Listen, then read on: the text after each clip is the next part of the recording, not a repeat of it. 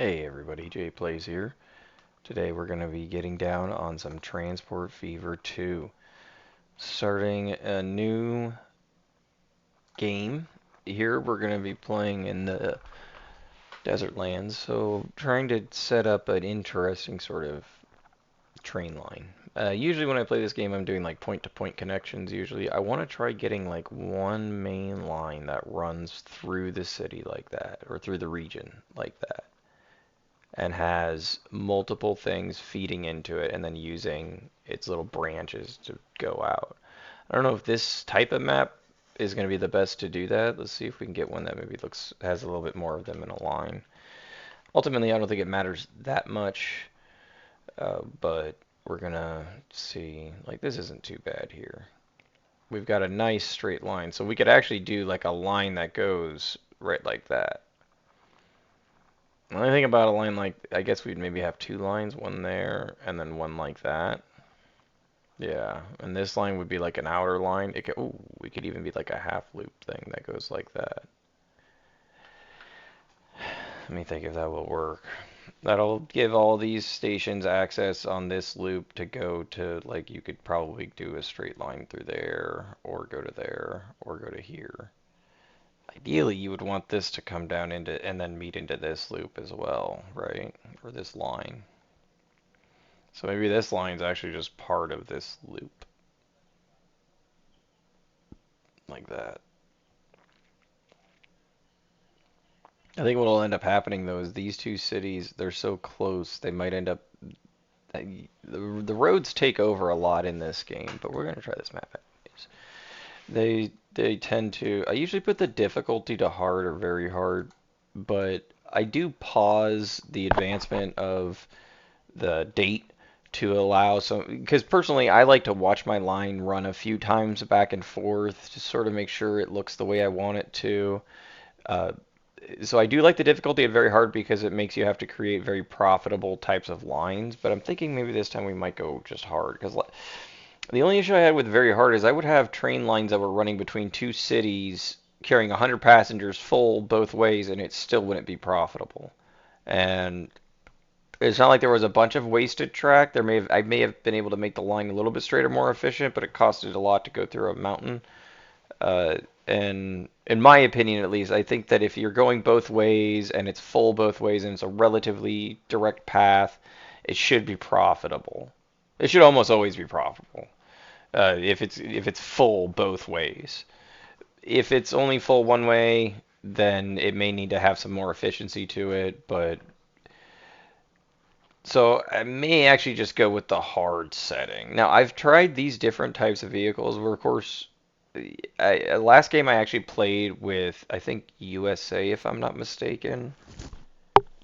Well, I think it was European, actually, because I had a bunch of those crocodiles. So I think this time we're going to play USA. Asia, I've played Asia a number of times. Their early era trains are not very good. They don't travel very fast and they use a lot of pollution.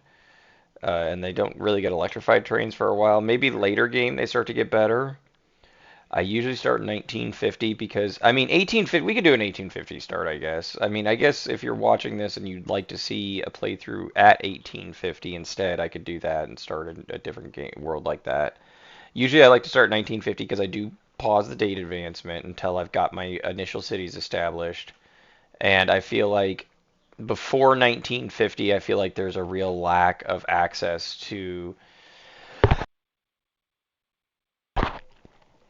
vehicles and stuff that are very useful. And I find it very limiting to use early era trains in the stagecoaches. They're fun to play around with, they are, but I think for the purposes of getting a build that I like playing, let's go with 1950.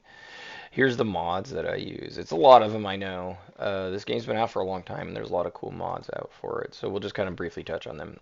More industry levels. It basically just makes it so your industries can level up more, and that kind of lifts the limit that you could have your industries produce at. Allows for maybe larger cities, larger industry, larger productions. More line of vehicle colors. Obviously, the limited of number of original colors is not very good. This is much, much better. You can customize your colors. Natural town growth, which is one of the best mods out there, really. It basically makes your city grow like default the cities just kind of like grow, and as you add connections and resources they grow more, but it doesn't necessarily determine like how quickly it grows.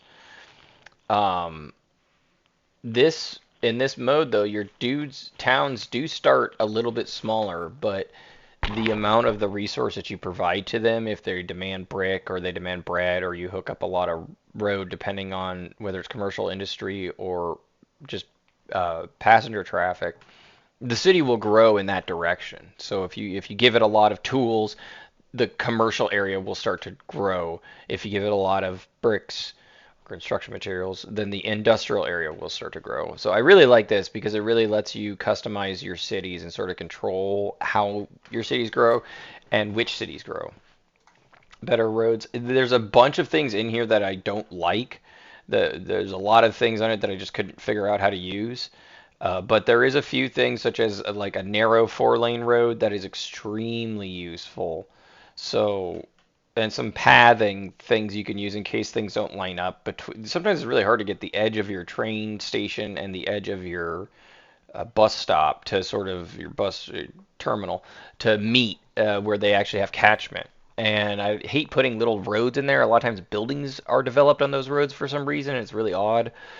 This allows you to put like a tiny little path and your people will walk on it. So you can kind of control that a little bit better.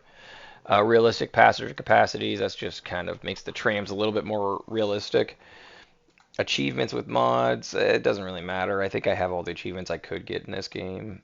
This is nice because you can place, yeah, junctions that have some weird ass looking mass and stuff on the track. So, performance tuning, this kind of lets me just lower the. I don't have the best machine in the world. It's decent, so this kind of helps control the system so it can run at large city sizes. So not only are we going to be using more industry levels, we're also using industry expanded. We're using both versions of the mod. So sometimes I just play mail and waste because I think that is in of itself a big challenge because you can't just drop your bricks off now in your industry area. You have to also, you don't have to, but to use this mod, you need to have an actual station there so it can pick up the waste from the industry and take it to a waste processing factory, which actually turns it into steel. So it's kind of a useful way to get steel that doesn't require so much copper and iron all the time, but or iron and coal. But it can be very difficult to say, and the mail is really hard to get going just right because that means in your commercial areas you need also basically means you kind of have fewer just generic street side stops and you put more of the little platform type stops in there, the little stations. Build with collision, this just lets us kind of do some interesting stuff. Sometimes things don't line up the way you want them to, and you really don't want to have to destroy a bunch of stuff to rebuild it all. Legacy vehicle is just, I think that's required for one of the mods, but it just gives us some vehicle information. The modular tram station, which I really don't ever use, I find it to be kind of clunky, but maybe we'll get some use out of it. So I like having it. I really like this bus and tram terminal. It's an end of the line type of loop around one. Really, really nice. It helps add that level of realism to your line instead of just having your line end and the thing just turns around on its own. Uh, Street fine tuning. Maybe it was this instead of the extra roads thing. One of them gives us tiny little pedestrian paths, and the other one gives us the narrow 4 lanes. So I don't remember. This zero height bridge, I've honestly have rarely ever found this to work. I'd like the idea of having, if we build a highway or something somewhere, there's like a bridge line along it, even when it runs through the countryside. Kind of looks cooler when it's running through the city or near the city. But we'll see if we can get that to work. I like this because a lot of your buildings just disappear after so long. Same thing with vehicles. I want to be able to use every vehicle in every era. This just makes them so the level crossing are more flat and more smooth, and that the barrier opens properly. This is the industry expanded. I haven't played with it a ton yet, but it does give a lot of new cargo types, and it really, in some ways, it complicates, especially your food processing. It's not quite just wheat to bread. You do have wheat to bread still, but sometimes it's wheat to alcohol to food, or it's wheat to the meat one is crazy. You got to go wheat to livestock to butcher to something else. It goes through a lot of processes. Parallel highway because this game is really difficult to build. No cost. Oh yeah, that's I was experimenting around with that. I use that just to have fun. And honestly, it's not bad to just use this when I've thought about starting a game using this until I've built the basic infrastructure around the cities that I'm going to be, working with, and then turning it off, and then having to build profitable lines and things like that from there. There's just, it's something to consider with this because there can be a lot of waiting around in games that sort of, I don't know, it's sort of like you're getting that anyways. So we're gonna go with Asian names. We're gonna probably rename all of our cities. I like to keep the lone interest. Well, let's put that actually. mm, I really like the towns to grow more, right? And he mentions there's something about it that it's like really hard to keep those up. The rest of that we'll keep it 100%, just standards. The difficulty's hard. I think this'll work.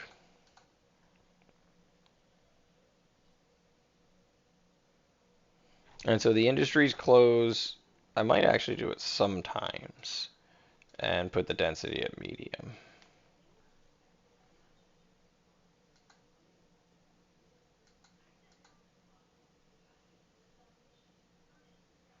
It's tough to say. Because I don't know if it's a mod that allowed it that I have enabled, but you can build the different industries. You can build the brickyard, you can build the quarry, it's like $20 million, but you can buy them and put them in. So you can kind of build your own industry line wherever you want, where you're sort of supplying your city with your industry, and just right next to it is your brickyard or whatever. But the thing is I don't know if in this playthrough I'm gonna try doing the where I leave the game running for a long time on a profitable line. I don't know. I have to kind of figure out a better way to play the game where they progress and it's not just like painting a city. There is something about if you do leave the game running for a long time with profitable lines you make, you can get to the point where you have so much money that it basically is like there's no cost on everything. So first things first, pause the game and take a look around. We're going to sort of assess what we've got here, what demands we are, and what we want to do. We will end up renaming most of these cities, but let's just take a look around first. So we got Shanghai up here. Has a little plank thing going on. If it could get steel, it could quickly make gears that it needs. So we could send the wood up there to planks and bring the planks here and then come back. It would be traveling mostly empty. There's the steel. So there's copper and iron. So maybe you have like a train right here that would take the copper and iron there. I don't know. Just some thoughts because then the train's going back empty. I guess the train could grab the. Hmm, hmm. There's copper right here. So, or I keep calling it copper. This is the iron. That's the coal. So maybe take the coal and just send it right over here to this place. Grab wheat, bring it over to here, and then go back up there. That would actually be a pretty decent line. And then we would take the coal that was dropped off at the farm and ship it over here along with the iron from here to make the steel. And then I think steel and wood can be carried on the same thing.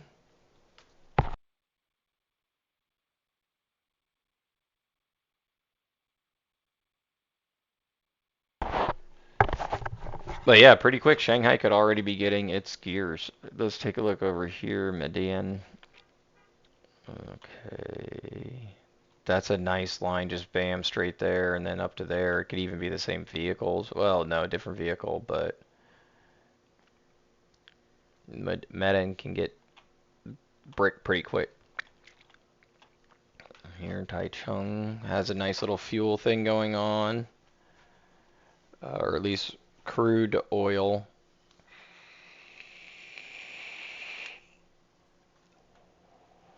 Hangzhou is really close to Tai. These cities are pretty close to each other. Hangzhou is going to have a hard time getting anything going. These are all really complicated ones to set up. There's more down here. Yeah, Phnom Penh is all the way down here.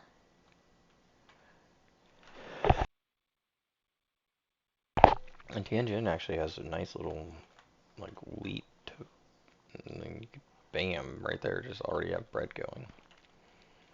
Okay, and then New Taipei City has a bunch of advanced stuff. It's gonna be difficult to set that up. So we're gonna rename these cities. We're gonna take a look and see what our biggest cities are first. Medan. So this is going to be renamed Mega City. And Shanghai, which is its neighbor, we're gonna rename that Jimville. We might actually leave that Shanghai. I like the name Shanghai. Well, why don't we leave that as Shanghai? Mega City, and there's Shanghai.